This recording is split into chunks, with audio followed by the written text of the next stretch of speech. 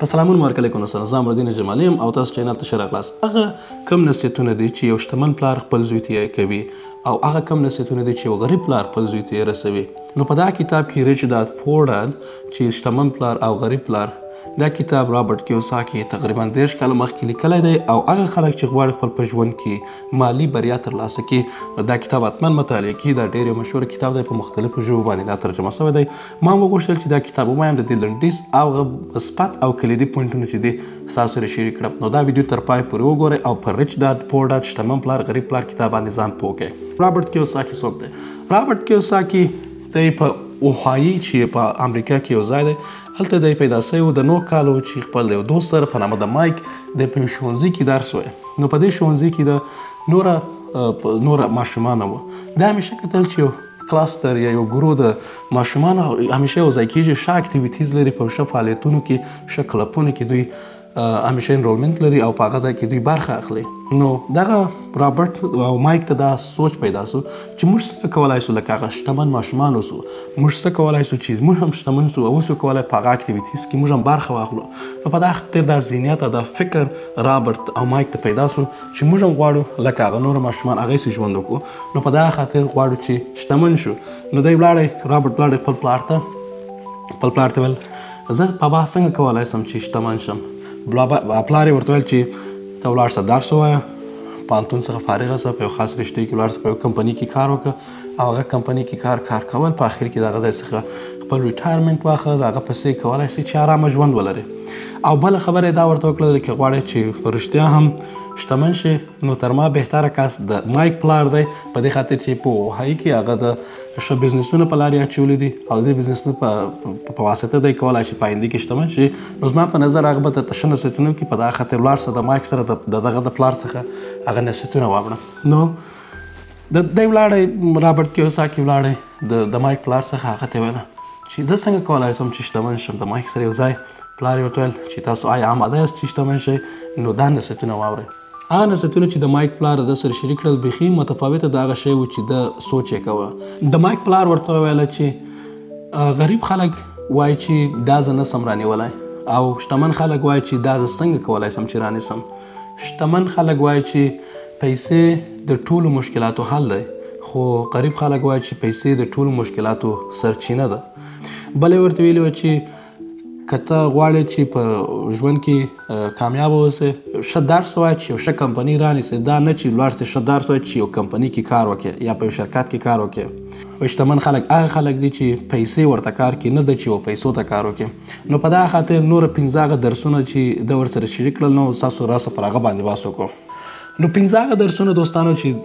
رابرټ په دې کتاب کې شریکي هغه دا ویو چې شتمني او مکلفیت. د شتمني او مکلفیت توپیر تاسو وپېژنئ. شتمني یا اسید او بل مکلفیت څه شی دی؟ شتمني هغه شی دی یا اسید هغه شی دی چې تاسو ته پیسې راوړي او مکلفیت هغه شی دی چې پیسې ستاسو څخه وړي.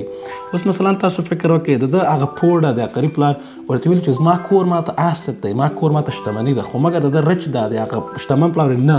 ستا کور ستا دپاره اسید نه دی، دا یو مکلفیت دی. په دې خاطر مکلفیت دی چې د انشورنس ورکړي، د ایچ او اف پي ورکړي، نور هغسې نور فیسونه دي، د مالیات ورکړي. نو دا هغه ستا د جیبه څخه پیسې باسي، تا په جیب کې پیسې نه رایي. نو په دغه خاطر ستا کور تا دپاره شتمني نه دی، دا یو مکلفیت دی. خو مګر دا هم وایي چې تاسو کور رانیسئ، هغه وخت رانیسئ چې تاسو په کافي اندازه اسیدس ولرئ او په کافي اندازه هغه سورسونه د انکم ولرئ چې وسه کولی په هغه سورسونو باندې کور رانیسئ، نه چې خپل په هغه انکم باندې چې په هغه باندې رانیسئ او دا سوچ وکړئ چې دا ماته یو شتمني ده. په دې خاطر شتمني اسید هغه شی دی چې ستا جیب ته پیسې رایي، نه چې ستا د جیب څخه پیسې وباسي.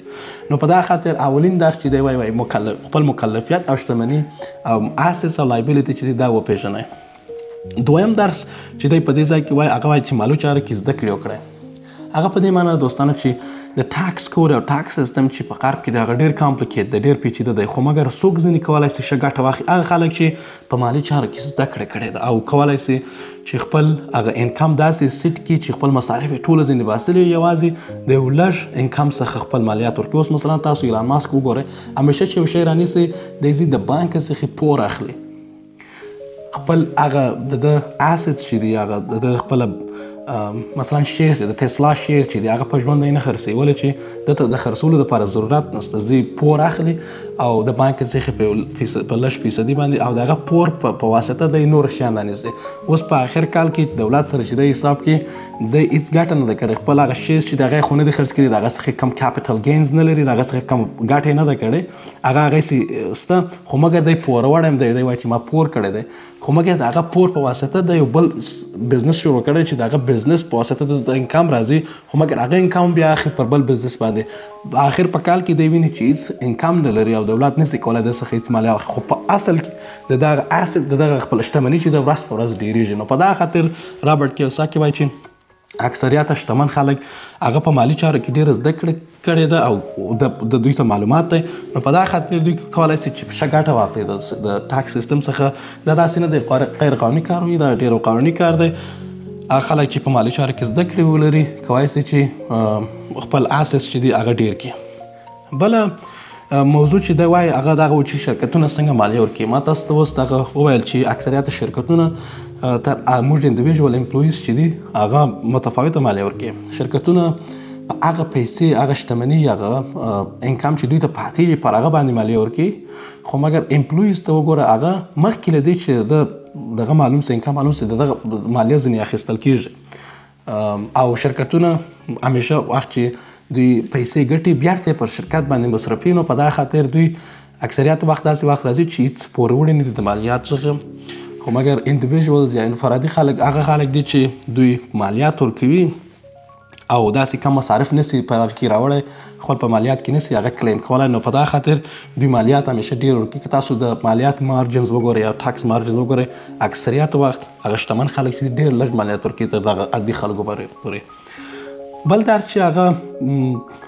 رابرټ کیوساکي پر هغه باندې قور کوي او هغه باندې ډېر بحث کوي هغه دا دی مایند یور اون بزنس یا خپل شخصي کاروبار جوړ کړئ هغه دا مثال ورکوي اوس مثلا تاسو فکر وکړئ څوک دی ټرک ډرایور دی په یو کمپنۍ کې دی ټرک چلوي نو اوس دی تر څه وخته غواړي چې یو بل چاته کار وکړي اکثریت افغانان چې په امریکا کې دي ماشاءالله ډېر په دې کار کې ښه پیشرفت یې کړی هغه دا دی چې دوی باید دی چې یو ټرک په کمپنۍ کې څو وخته کار کوي خپل ځان ټرک رانیسي او دوی دا شرکت چې دی ورځ په ورځ پراخیږي او داسې وده کوي نو په دا خاطر دا یو مثال دی وار چاته نه تنه ټرک انډسټري ته اوس مثلا که تاسو فکر وکړئ څوک دی په یو ځای کې بیکري کې کار کوي او نانوایي کې کار کوي دی اوس تر څه وخته غواړي چې دا کمپنۍ کې دی امپلوي اوسي یا بل چاته کار وکړي نو کولی شي چې دا خپل شخصي کاروبار شروع کړي نو دی په دې کتاب کې په دې باندې ډېر تاکید کوي چې تاسو خپل شخصي کاروبار جوړ کړئ په دې خاطر چې تاسو خپل شخصي کاروبار چې جوړ کړئ هغه د ټاکس مزیتونه چې دي هغه د ټاکس خپل بینیفټس چې دي هغه څخه تاسو کولی شئ چې ګټه پورته کړئ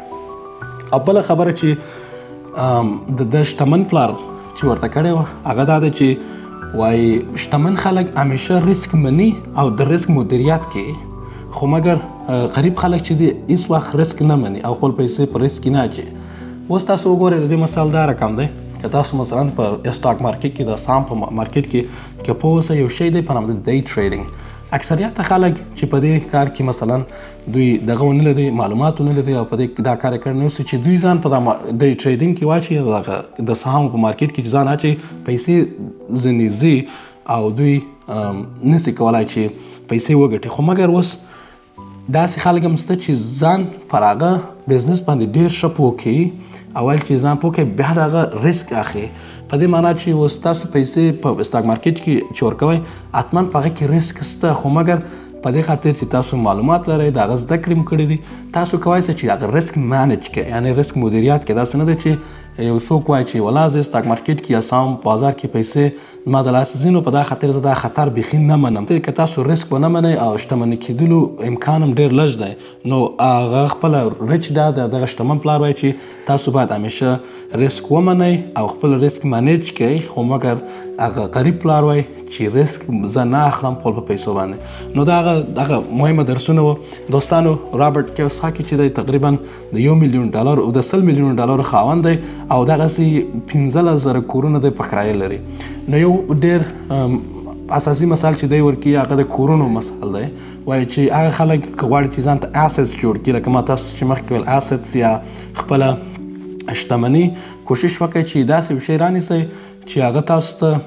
پیسې راوړي. لکه هغه اول درس کې ده ویلي وو چې شتمن خلک پیسې په کار اچي، یعنې پیسې دوی ته کار کوي،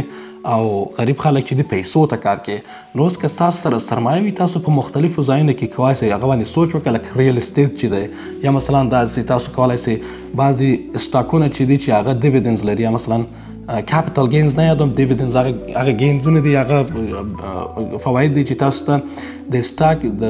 هغه شرکت د پیشرفت په اساس باندې درکول کېږي. مثلا که شرکت ګټې ډېرې وي نو په هغه خاطر تاسو ته ډیویډنز درکړي یا ګټه درکړي. هغه داسې دی لکه ساید انکم چې اوس پاسیف انکم دی، یو داسې پاسیف ګټه ده چې تاسو ته راځي او ستاسو په ژوند کې تاسو هغه کار هم په هغه په سر باندې نه کوئ او ستاسو وخت هم ضرورت نه لري. او دغسې اوس فکر وکړئ، سوچ وکړئ که تاسو په هر ځای کې چې ژوند کوئ، کورونه دي، که تاسو کورونه مثلا رانیسئ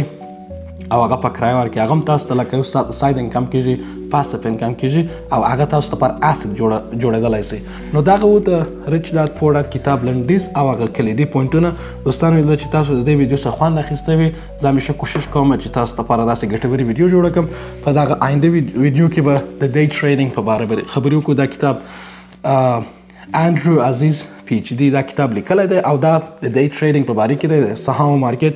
او داسې سټاک مارکیټ په برخه کې دی. نو که تاسو غواړئ چې په آینده کې هم داسې معلوماتي ویډیو ترلاسه کړئ، چینل سبسکرایب کړئ، خپل دوستانو سره شریک کړئ. تر بله ویډیو پورې خدای ته وسپارم.